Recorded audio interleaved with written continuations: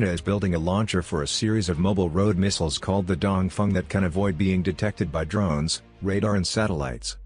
AI technology will be used for the Dongfeng launcher, the South China Morning Post reported on Thursday.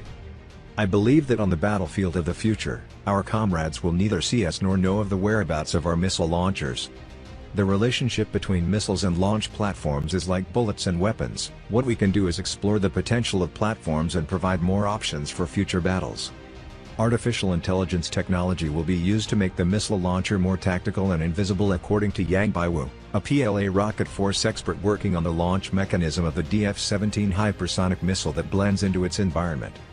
The DF-17 medium-range missile, which is thought to be able to penetrate U.S. missile defenses, is claimed to be the first active hypersonic glide vehicle weapon in world history. Missile launchers are a component of the drive to create a new generation of weapons for future combat.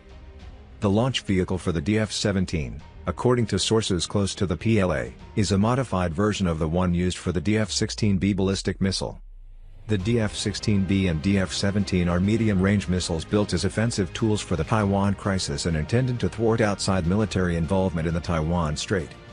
The DF-41 is thought to be capable of targeting the U.S. mainland with an estimated range of more than 12,000 kilometers or 7,450 miles.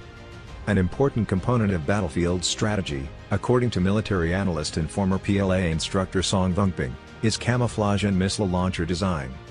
Protecting troops and weapons is a top priority in all war situations, and especially considering China's first nuclear policy, which needs better protection during preparations for the second strike, Dongfeng said.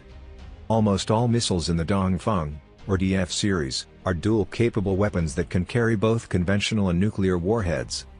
The launchers can evade detection from satellites and infrared beams of radars and drones, turning the PLA missile system into a chameleon-like object and hiding it in any terrain, Dongfeng said.